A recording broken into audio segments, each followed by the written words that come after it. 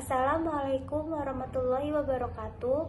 Kami dari kelompok 4. Di sini kami akan mempresentasikan hasil analisis kami mengenai e-bisnis dan e-commerce. Sebelumnya, perkenalkan, nama saya Diasira Puspitasari. Assalamualaikum warahmatullahi wabarakatuh. Perkenalkan, nama saya Vivitiana. Perkenalkan, nama saya Irna Amalia. Untuk materi yang pertama, yaitu pada pendahuluan, observasi lapangan digunakan sebagai metode penting untuk memahami secara langsung bagaimana operasional bisnis, interaksi pelanggan, dan implementasi teknologi terjadi dalam industri barang dan jasa. Dalam era digital ini, e-bisnis dan e-commerce telah mengubah landscape bisnis secara signifikan. Analisis observasi lapangan dalam konteks ini bertujuan untuk mengidentifikasi tren, tantangan, dan peluang yang muncul akibat adopsi platform digital dalam berbagai aspek industri.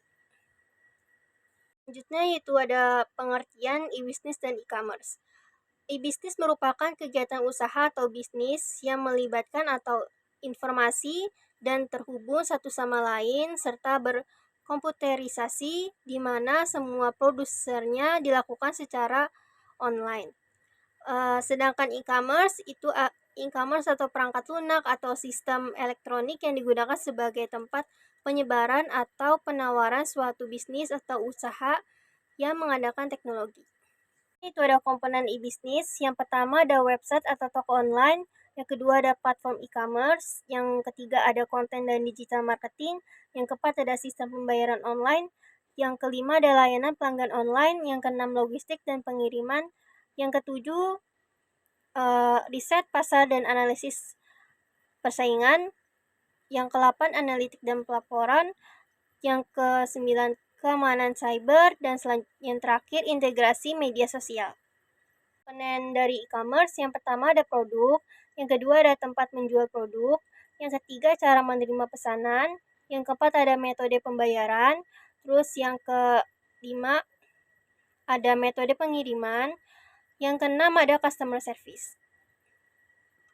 Selanjutnya, pada slide ini saya akan menjelaskan tentang mengenai interaksi eksternal dalam e-bisnis. Interaksi eksternal dalam e-bisnis dibagi menjadi 6. Yang pertama ada suppliers, yang kedua customers, yang ketiga investor, yang keempat kreditor, yang kelima the government, dan yang terakhir media. Selanjutnya, pada slide ini akan dijelaskan mengenai manfaat dan tantangan dari e-bisnis dan e-commerce sendiri. Manfaatnya itu ada efisiensi operasional, yaitu otomatisasi proses bisnis, mengurangi biaya dan waktu. Yang kedua ada akses pasar lebih luas, bisa menjangkau pelanggan global tanpa batas geografis. Yang ketiga meningkatkan layanan pelanggan, sistem pelacakan pesanan, dan lain-lain. Selanjutnya tantangannya, yang pertama keamanan dan privasi data, yang kedua ketergantungan pada teknologi dan infrastruktur, ketiga persaingan global yang tinggi, keempat kebutuhan adaptasi sumber daya manusia. Selanjutnya pada slide ini akan dijelaskan mengenai jenis-jenis e-bisnis dan e-commerce. Yang pertama itu ada B2B, yaitu business to business. Ini adalah proses dua belah pihak yang sama-sama memiliki kepentingan bisnis. Yang kedua adalah B2C, yaitu business to consumer. Transaksi e-commerce ini terjadi layaknya jual beli biasa. Yang ketiga ada C2C, yaitu consumer to consumer. Transaksi dilakukan oleh konsumen ke konsumen. Yang keempat ada C2B, yaitu consumer to business. Konsumen terakhir bertindak sebagai penjual dan perusahaan bertindak sebagai pembeli. Dan yang terakhir ada media atau aplikasi e-commerce, yaitu transaksi bisnis ini bergantung pada sejumlah aplikasi dan media online lainnya. Contoh e-commerce: 1. Transaksi jual beli online di marketplace. 2. Internet banking dan SMS banking. Transaksi pembayaran melalui internet dan jaringan telekomunikasi. 3.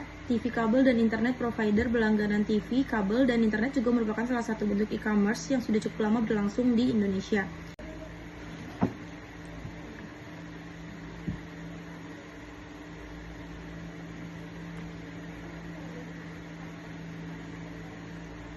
Studi kasus, pesatnya pertumbuhan ekonomi pada tahun 2010 dengan munculnya banyak platform e-commerce lokal dan internasional seperti Tokopedia, Shopee, Blibli, Zalora, dan banyak lagi, e-commerce makin populer di kalangan masyarakat Indonesia karena kemudahan dan kenyamanan dalam melakukan transaksi online. Pemasaran digital telah mengubah cara perusahaan berinteraksi dengan konsumen dan mencapai audiens target. Dalam industri e-commerce, platform seperti Tokopedia telah memainkan peran penting dalam menghubungkan penjual dengan pembeli secara online. Tokopedia, salah satu platform e-commerce terbesar di Indonesia untuk menganalisis pendekatan pemasaran digital yang digunakan dan efektivitasnya dalam mencapai tujuan bisnis.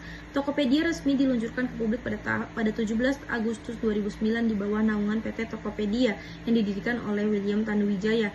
Aslinya berasal dari Pematang Siantar, Sumatera Utara, dan Leontinus Alpha Edison, aslinya berasal dari Pontianak, Kalimantan Barat. Pada 6 Februari 2009, sejak resmi diluncurkan, PT Tokopedia berhasil menjadi salah satu perusahaan internet Indonesia dengan pertumbuhan yang paling pesat. Mengadopsi berbagai strategi pemasaran digital yang efektif untuk meningkatkan kehadiran merek dan mencapai tujuan bisnis. Beberapa strategi yang digunakan meliputi 1. Kampanye iklan digital. Tokopedia secara efektif meluncurkan kampanye iklan digital melalui berbagai kanal, termasuk media sosial, iklan berbayar, dan mitra afiliasi. Ini membantu meningkatkan kesadaran merek dan mendorong konversi pembelian. 2. Optimalisasi SEO. Tokopedia memanfaatkan teknik optimasi mesin pencari atau SEO untuk meningkatkan peringkat halaman produk di hasil pencarian. Dengan memperhatikan kata kunci yang relevan dan konteks yang berkualitas, Tokopedia dapat meningkatkan visibilitas produk dan meningkatkan lalu lintas ke situs webnya. 3. Program afiliasi. Tokopedia menjalankan program afiliasi yang memungkinkan para pengguna untuk memperoleh komisi dengan mempromosikan produk Tokopedia. Ini membantu memperluas jangkauan pemasaran merek melalui jejaring afiliasi yang luas. 4. Konten pemasaran. Tokopedia menghasilkan konten pemasaran yang menarik dan informatif untuk menarik minat konsumen. Konten tersebut mencakup artikel, video, dan ulasan produk yang memberikan informasi berharga kepada pengguna. 5. Influencer marketing. Tokopedia sudah bekerja sama dengan mega influencer yang cukup berpengalaman, juga merekrut mikro dan makro influencer yang belum berpengalaman di bidang endorsement e-commerce yang ada di Indonesia. Sudah masuk materi terakhir, yaitu ada kesimpulan. Dari kesimpulan dari materi e-business dan e-commerce, yaitu telah membawa perubahan signifikan dalam cara industri barang dan jasa beroperasi dan berinteraksi dengan pelanggan.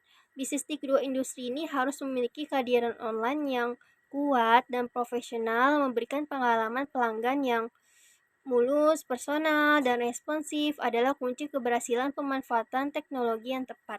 Misalnya seperti sistem inventaris, terus platform komunikasi, dan alat analisis data, yang sangat penting untuk efisiensi dan pengambilan keputusan.